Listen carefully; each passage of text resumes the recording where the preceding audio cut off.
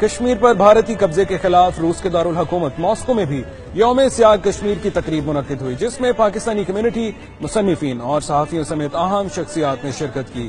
اسی بارے میں دیکھیے شاہد گھمن کی یہ رپورٹ۔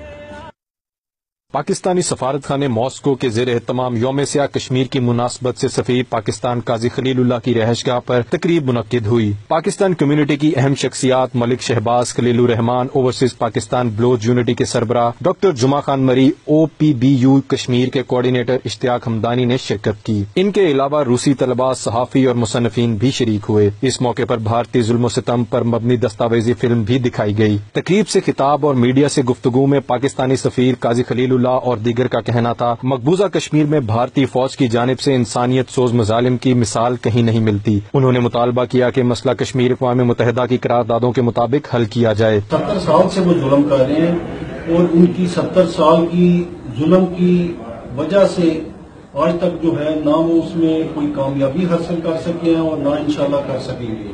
ایک 5 ملین چھوٹی سی قوم کے اوپر اور اتنی چھوٹی سی ایریا پر 1 ملین فوج رکھ کر دن رات ان غریب عوام پر بروٹیلٹی کرنا ایک بہت بڑا ظلم ہے۔ بنے ہوئے مسئلے کشمیر کو حل کرنے کے لیے ہم سب یہاں اکٹھے ہوئے ہیں اور قومی اتحاد سے اپیل کرتے ہیں کہ جتنی جلدی ہو سکے اس مسئلے کا حل کیا جائے۔ میری گورنمنٹ آف پاکستان سے اپیل ہے، درخواست کرتا ہوں کہ اس مسئلے کو فوری طور پہ حل کیا جائے کسی بھی طریقے سے۔ تقریب کے اختتام پر سفارت خانہ کی جانب سے شرکاء کی روایتی کھانوں سے توازی کی گئی۔ کیمرہ ٹیم کے ساتھ شاہد گھمن، نمائندہ 92 نیوز، ماسکو، روس۔